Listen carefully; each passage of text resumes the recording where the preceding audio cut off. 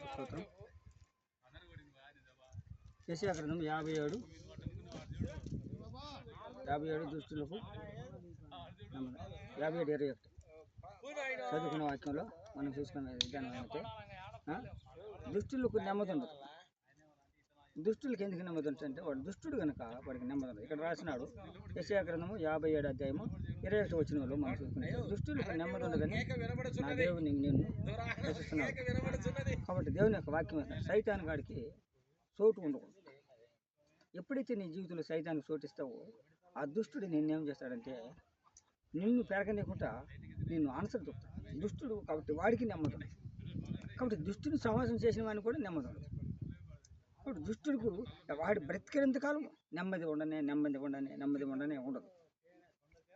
ఎందుకోసం అంటే వాడు దుష్టుడు కాబట్టి వాడి హృదయ తలంపులు వాడి విధానం సమస్తం కూడా దుష్ట ఆలోచన వస్తాయి. ఎప్పుడు చూసినా వాడు దుష్ట ఆలోచన వస్తాయి, మంచి ఆలోచన.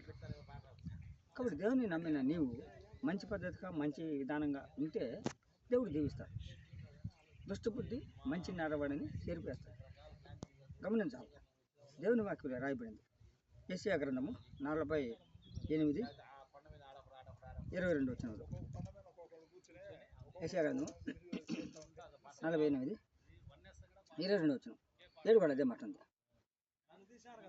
దుష్టులకు నెమ్మది ఉండదని యెహోవా సెలవిస్తున్నాడు. ఎక్కడికి వెళ్ళినా సరే దుష్టులకు నెమ్మది ఉండదు. దేవుని యొక్క వాక్యం ఇక్కడ కూడా అదే మాట రాయబడింది. అదే వాక్యం దుష్టులకు నెమ్మది ఉండదు. కాబట్టి నెమ్మది లేకుండా చేయడానికి అంటే దుష్టుడు కనుక నెమ్మది లేకుండా చేస్తాడు. అదే దుష్టత్వం నుంచి మళ్లించడం దేవుని చిత్తం. ఆ దుష్టబుద్ధి నుంచి మళ్లించడం. దుష్టుడు తన దుష్టత్వంలో ఉండి వాడు నశించిపోవాలని అనుకోడు ఆ దేవుడు. కాబట్టి వాడు బాగుపడాలని దేవుడు తోడుకుంటాడు.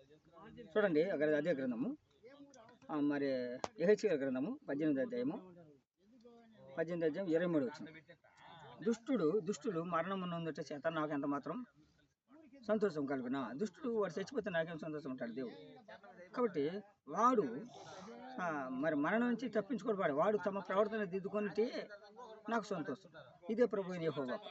వాడు దుష్టబుద్ధి నుంచి మళ్లించుకొని బాగుండడమే దేవుని యొక్క విధానం. కాబట్టి దానికి మనం అనుకోవాలన్నమాట. కాబట్టి దుష్టతో సావాసం చేసిన మనకి దరిద్రం చుట్టుకుంటాడు. కాబట్టి దుష్టుడు చచ్చిపోవాలని దేవుడు ఇప్పుడు కోరుకోడు. దుష్టుడు కూడా బాగుపడాలని ఆయన కోరుకుంటాడు. అందుకని దుష్ట శిక్షణ శిష్ట రక్షణ అని అన్నారు. కాబట్టి దుష్ట శిక్షణ శిష్ట రక్షణ అంటే మంచివాడినే రక్షించాలి, దుష్టుని శిక్షించాలి. కానీ దేవుడు ఏంటంటే దుష్టుని కూడా కాపాడాలనే విధానం యేసు ప్రభు వారు మనకి వాక్యం ద్వారా తెలియదు. దేవుడు తన వాక్యాన్ని దీంచుగా ఆమె ప్రైజ్ లాడు. ఓకే.